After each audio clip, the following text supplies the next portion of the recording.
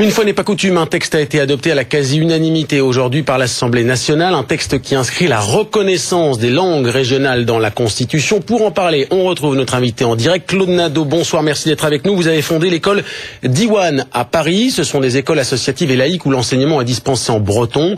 Alors le vote de cet amendement surprise est-il une bonne nouvelle selon vous?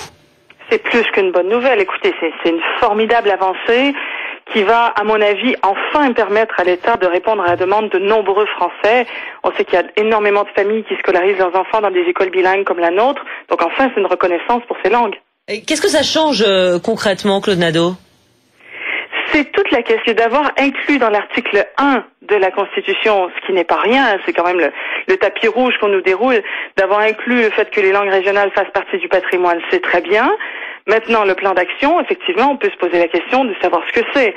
Le patrimoine, c'est quelque chose de formidable. Certes, il faut le préserver, mais encore, nous pensons qu'il ne suffit pas de conserver les langues régionales, qu'il faut en faire maintenant un outil de développement culturel et économique. Maintenant, on a les outils constitutionnels et législatifs pour le faire. Donc maintenant, on fonce. Maintenant, on y va. Maintenant, en avant.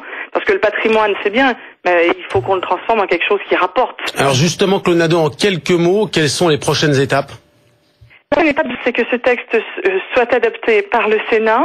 Nous espérons qu'il le sera avec autant d'unanimité qu'il l'a été à l'Assemblée nationale. On verra ensuite ce que proposera le gouvernement. Est-ce que ce sera des ans à la transmission des langues régionales? Parce que c'est vrai, le compteur infernal tourne. On perd tous les ans, par exemple pour la langue bretonne, on perd 15 000 locuteurs tous les ans. Donc si on ne transmet pas la langue via le système d'éducation, que ce soit l'enseignement associatif comme à Diwan ou l'enseignement via l'éducation nationale, si on ne prend pas des mesures concrètes pour assurer non seulement la sauvegarde, mais également le développement de ces langues régionales, effectivement, ça ne donnera rien. Merci beaucoup, Claude Nadeau. On suivra donc ce vote très prochainement au Sénat. Merci beaucoup.